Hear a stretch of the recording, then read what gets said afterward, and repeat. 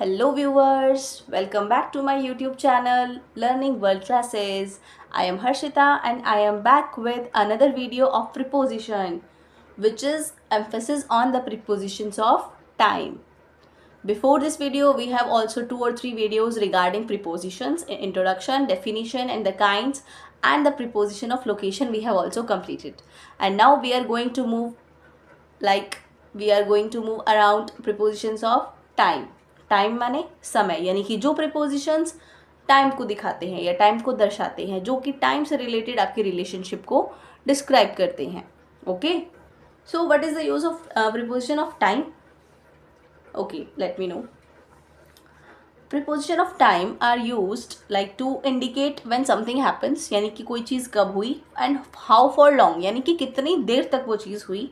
Basically they express time relationships in our sentences. हमारे sentences में जो भी टाइम से रिलेटेड रिलेशनशिप्स होते हैं वो प्रीपोजिशंस ऑफ टाइम जो है वो डिस्क्राइब करते हैं. ओके, जो प्रीपोजिशन ऑफ टाइम होते हैं वो आपकी एक स्पेसिफिक टाइम को इंडिकेट करते हैं, एक ड्यूरेशन को, एक डेडलाइन को, और एक स्टार्टिंग पॉइंट को बता सकते हैं, या फिर सीक्वेंस ऑफ इवेंट्स को भी ये शो कर सकते हैं, like at, on, during, like इस तरीके से. ठीक है, सो अब स्टार्ट करें. ठीक है, प्रीपोजिशन ऑफ टाइम हम वन बाय वन क्या करते हैं सभी के बारे में पढ़ेंगे. तो पहला है हमारा एट.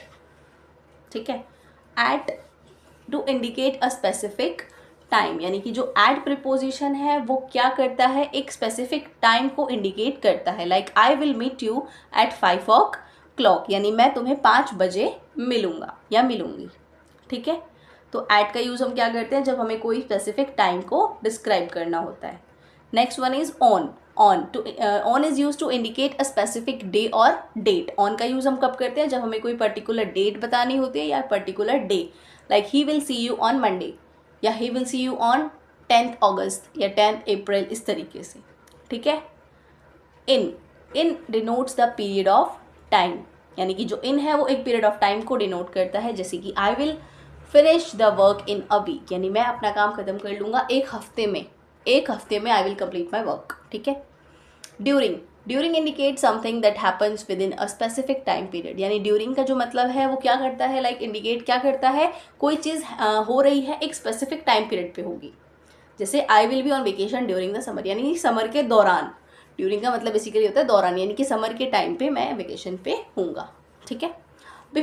बिफोर का मतलब हमने पढ़ा था पहले, something that happens prior to a specific time period, यानी कोई भी एक्शन या कोई भी चीज़ आपकी एक टाइम से पहले हो रही है तो उसको हम बिफोर की तरह यूज़ करेंगे. Like I will finish the project before the deadline, मैं अपना प्रोजेक्ट डेडलाइन से पहले ही कंप्लीट या फिनिश कर लूँगी. Alright. Next one is after यानी बाद में. इट इंडिकेट्स द एक्शन या it indicates that something happens following a specific time, यानी कि कोई चीज़ जो कि पर्टिकुलर टाइम के बाद हो रही है. Like he will meet her after the movie, वो उससे बाद में मिलेगा. कब मिलेगा? आफ्टर द मूवी, वह उससे मूवी के बाद मिलेगा. आफ्टर माने बाद में. ठीक है.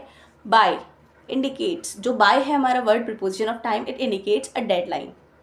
ठीक है, एक डेडलाइन शो करता है या एक time period. Like you have to finish the task by Friday, यानी फ्राइडे तक आपको ये काम कंप्लीट कर लेना है. ठीक है, तक. Until it indicates something that continues up to a specific time. Like Neha will work until 5 o'clock.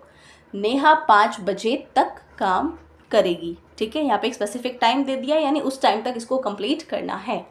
तो Neha will work until 5 o'clock, Neha 5 बजे तक काम कंप्लीट या 5 बजे तक काम करेगी. तक, अंटिल मीन्स तक. सिंस का यूज़ हम क्यों करते हैं, लाइक पॉइंट ऑफ टाइम. हमने टेंस पढ़े थे, टेंस में भी हमने सिंस और फॉर का यूज़ किया था, जो कि हमारे परफेक्ट टेंसेस में यूज़ होता है, परफेक्ट कॉन्टिन्यूस में. ठीक है.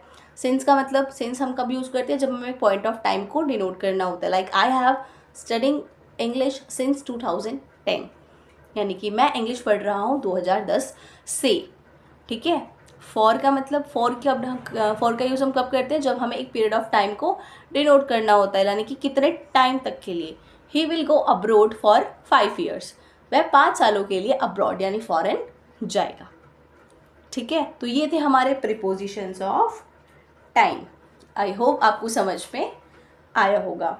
Basically prepositions of time help us to express time relationship in our daily sentences, and it also provide more context and clarity to our communication. आप जैसे जैसे धीरे धीरे इन वर्ड्स को यूज़ करेंगे तो आपकी स्पीकिंग स्किल्स में भी क्लैरिटी आना शुरू हो जाएगी और एक्यूरेसी भी टाइम टू टाइम आ जाएगी.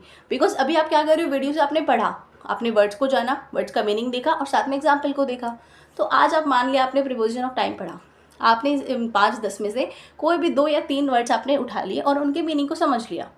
ठीक है, फिर क्या करो, अपनी जो डेली कम्युनिकेशन है ना उसमें उन वर्ड्स को इन्वॉल्व करो और उस तरीके से आप आपस में कम्युनिकेट कर सकते हो. टूटी फूटी जैसे आप बोलना चाहो आप ट्राई कर सकते हो, आप मिरर के सामने ट्राई कर सकते हो. It gonna be enhance your speaking skills. ठीक है, तो जिस तरीके से आप छोटे छोटे टॉपिक्स को अपने डेली लाइफ में ले आओगे ना तो आपकी इंग्लिश बिल्कुल ईजी हो जाएगी. ठीक है, ओके.